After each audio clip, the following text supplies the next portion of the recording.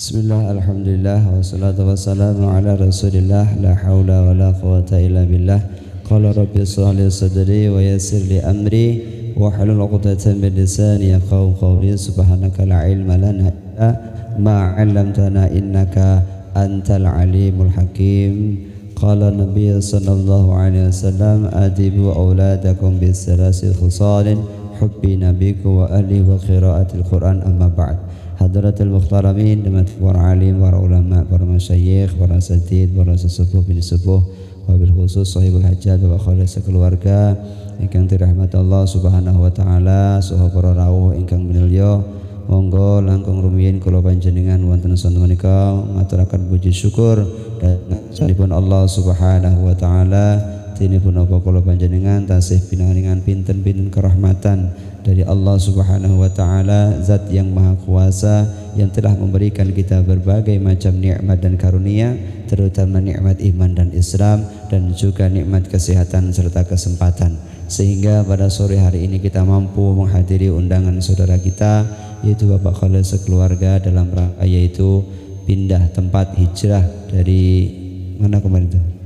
Hijrah dari Gunung Guntur ke Tegal Buah. Yang insya Allah amin, benar-benar sampai ke Mekah. Semua harus punya cita-cita ke Mekah karena itu adalah penyempurna rukun Islam. Tapi itu semua sudah menjadi qadarullah, takdir dari Allah. Bukan hanya orang kaya yang bisa ke Mekah, walaupun orang tidak kaya kalau memang ditakdir oleh Allah bahkan bisa mampu untuk berangkat ke Mekah Al-Mukarramah. Makanya di sana doanya labbaik Allahumma labbaik. Ya Allah, kami penuhi panggilan-panggilanmu. Orang yang terpanggil oleh Allah maka akan bisa berangkat ke Mekah Al-Mukarramah. Mudah-mudahan Allah mudahkan kita semua. Amin. Allahumma amin. Yang kedua kalinya salawat serta salam mudah-mudahan senantiasa tercurah junjungan kita Nabi Muhammad sallallahu para keluarga, sahabat dan para pengikutnya tanpa terkecuali kita hadir pada hari ini. Mudah-mudahan senantiasa Allah jadikan kita keluarga yang sakinah mawaddah warahmah. Allah karuniakan kita keturunan yang saleh dan salehah. Bapak Ibu hadirin hadirat yang dimuliakan Allah Subhanahu wa taala. Saya tidak akan menyampaikan banyak, hanya saya ingin memberikan atau berbagi parenting atau cara mendidik anak ya. Kita sama-sama belajar.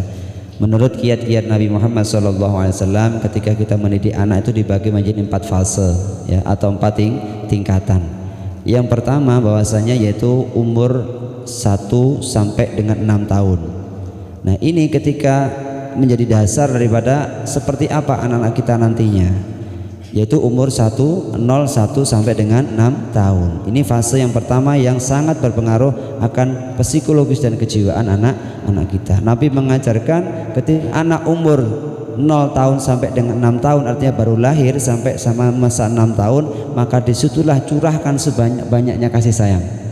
Jangan terlalu keras mendidik anak. Kenapa? Karena ketika kita di masa itu anak-anak belum punya nalar, dia hanya mau mengeksplor apa yang menjadi keinginannya. Nah kita orang tua dituntut untuk bisa memahami anak-anak kita ya. Makanya sebenarnya aturan dasar sekolah itu TK itu tidak boleh diajari baca tulis karena mereka belum waktunya. Tapi pemerintah juga bikin aturan itu aneh. Kalau TK itu tidak boleh diajari baca tulis, tapi syarat masuk SD harus bisa baca tulis. Gurunya yang bingung ya. Makanya sekarang dilema kalau anak nggak bisa sampai dileskan sampai nggak bisa istirahat, jadinya kadang-kadang saya sendiri sebagai seorang guru kasihan melihat anak kayak lola kebanyakan beban pikiran. Padahal masa usia 1 tahun sampai dengan tahun itu adalah masa mereka bermain. Oleh karenanya kita sebagai orang tua dianjurkan untuk bisa memberikan kasih sayang sebesar-besarnya. Selama itu tidak berbahaya, selama itu tidak menerima dorot, maka jangan dilarang. Karena itu adalah memberikan ruang gerak kepada anak-anak kita. Makanya dalam Islam dikatakan wa fisalu fi amain, maka jangan disapih anak kita sebelum umur 2 tahun. Kenapa? Masa 1 sampai 2 tahun adalah masa menyusui, di mana seorang ibu memberikan kasih sayang, membangun jalinan kasih sayang kepada anak dan juga orang tua. Itu ajaran agama kita sebenarnya. Jadi nyapih itu Pak sebenarnya idealnya 2 tahun. Sekarang kadang-kadang 1 tahun udah disapih, alasannya kerja atau nggak kuat bapaknya nggak tahu. Yang jelas karena sebelum 2 tahun sudah disapih karena banyaknya kesibukan. Karena sebenarnya fitrah daripada seorang ibu adalah mendidik dan membesarkan anak. Jadi kan kalau pengen anak yang soleh dan solehah, cari ibu yang solehah ya.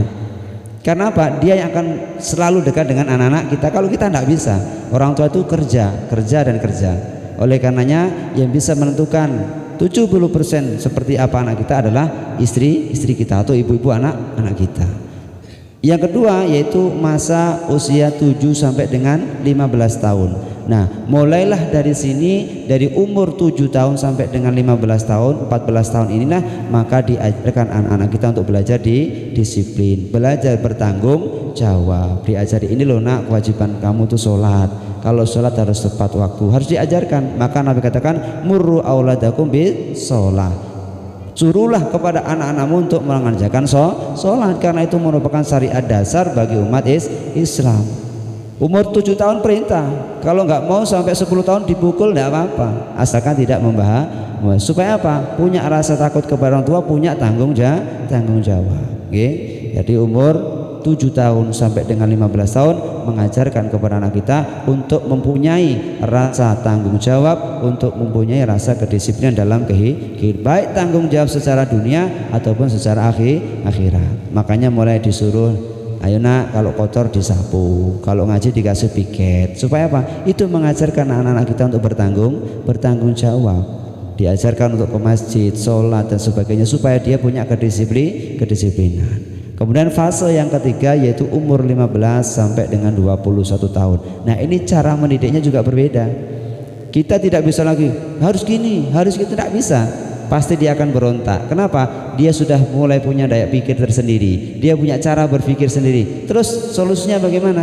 Belajarlah untuk menjadi teman dengan anak kita tanpa mengurangi daripada rasa menghormati antara anak dengan orang tua. Ajak mereka sharing, ajak mereka berbagi, jadi nyaman. Jangan sampai ketika anak kita sudah umur 15 ya sampai dengan 21 tahun mereka mencurahkan apa yang menjadi permasalahannya kepada orang lain, apalagi kepada temannya yang notabene tidak tahu siapa dia.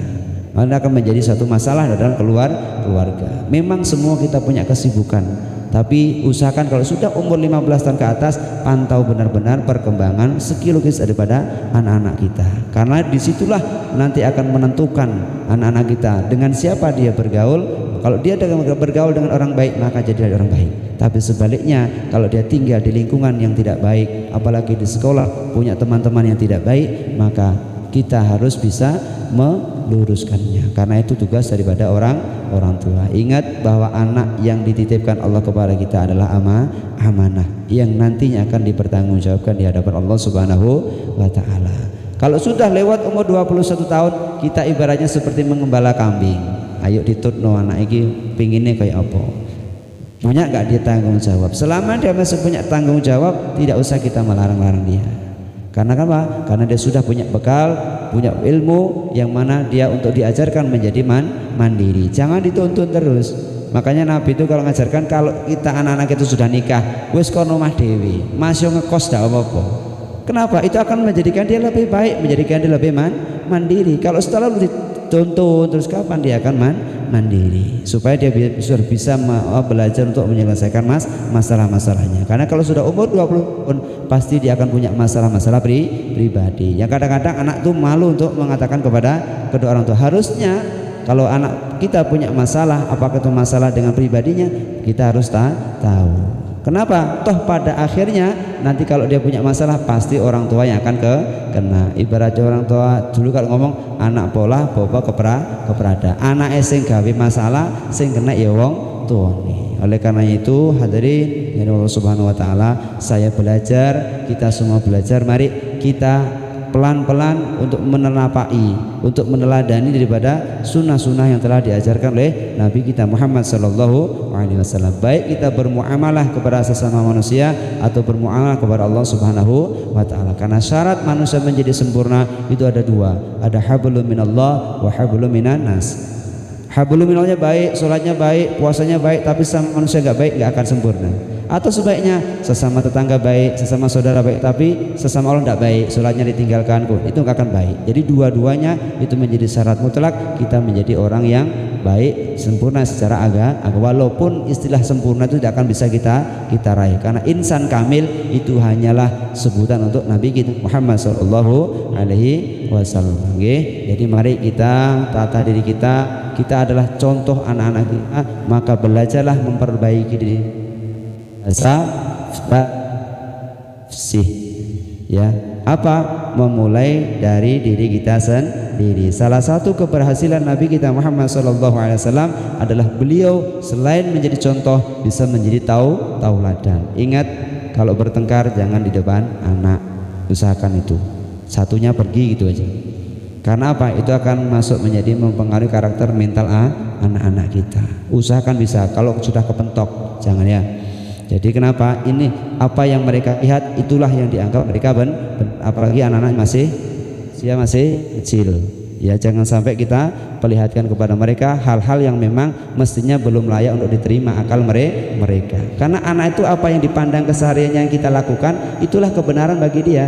Karena dia belum tahu mana benar mana salah. Apalagi kalau masih usia di bawah 10 tahun. Jadi dalam bulan Rajab yang mulia ini mari kita islah, kita berbenah diri, kita perbaiki hubungan kita dengan suami dan istri. Kalau salah saling memaafkan kepada orang tua, kepada handai tolan, kepada kawan, mari kita saling memaafkan. Ketika nanti masuk bulan Sya'ban kita sudah bersih, dan masuk bulan Ramadan kita tinggal untuk mengisi dengan nilai ibadah kepada Allah Subhanahu wa taala, supaya kita tidak termasuk orang yang rugi melewatkan bulan-bulan mulia yang dimuliakan oleh Allah Subhanahu wa taala. Monggo, karena hari ini adalah ulang tahun, mari bersama-sama kita doakan Ananda, siapa tadi? Nafeza Aura ya. Nafeza Aura Farabi ya. Kita doakan mudah-mudahan Nanda ini senantiasa Allah mudahkan, Allah lindungi, Allah berkahi umurnya, Allah berkahi ilmunya, dan mudah-mudahan bisa menjadi putri yang solehah yang berbakti kepada kedua orang tuanya, bermanfaat, bermartabat, dan mudah-mudahan bisa menjadi syafaat untuk kedua orang tuanya. Ada potong kue ini Pak? Biasanya enak nih Pak Kolil. Oh di atas. Ya sekarang kita doakan sama-sama ya.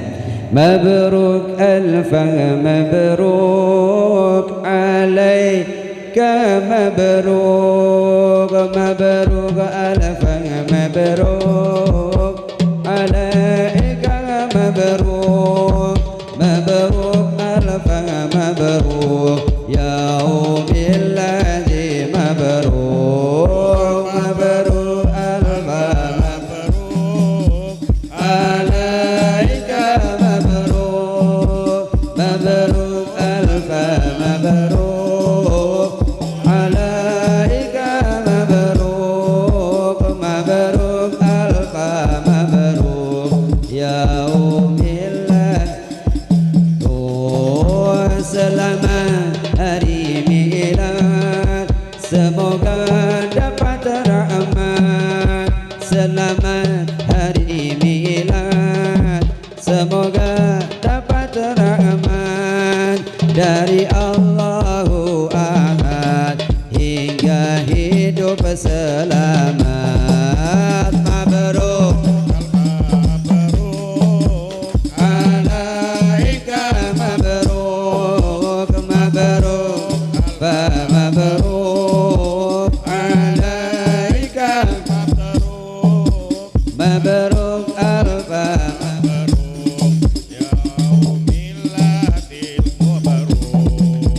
selamat ulang tahun, semoga berkah turun. Selamat ulang tahun, semoga berkah turun dari Allah pengampun sehingga hidup rukun. Mabruk alfa mabruk alaiki mabruk mabruk alfa mabruk alaiki mabruk mabruk alfa mabruk yaumil ladzi mabruk.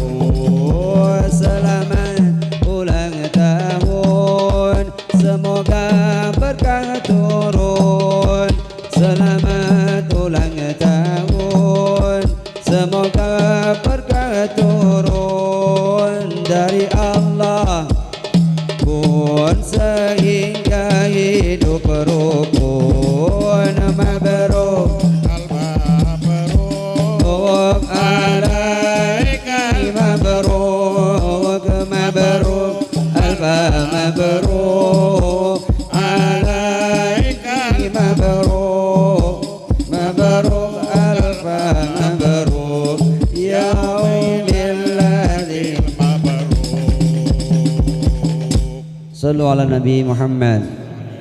Terakhir Bapak Ibu sekalian, ketika kita sudah tidak mampu berikhtiar secara zahiriyah, maka ada satu kesempatan lagi yang bisa kita lakukan, yaitu dengan usaha batiniah. Terkadang usaha batiniah ini lebih tajam daripada usaha-usaha zahir yang kita lakukan. Apa? Kita sebagai orang tua jangan pernah meninggalkan untuk senantiasa mendoakan anak-anak kita. Oleh karenanya kita orang Islam diajarkan oleh Allah lewat para nabinya dengan doa Rabbi ja'alni muqimas salati wa min dzurriyyati wa taqabbal du'a, atau biasa yang lebih populer lagi dengan doa Rabbana hablana min azwajina wa dzurriyyatina qurrata ayun waj'alna lil muttaqina imama. Apalagi seorang ibu itu lebih mulia dari bapak, ya, karena dia melahirkan, dia menyusui, dia mengandung. Maka ketika Rasul ditanya, ya Rasulullah, siapa yang harus aku hormati setelah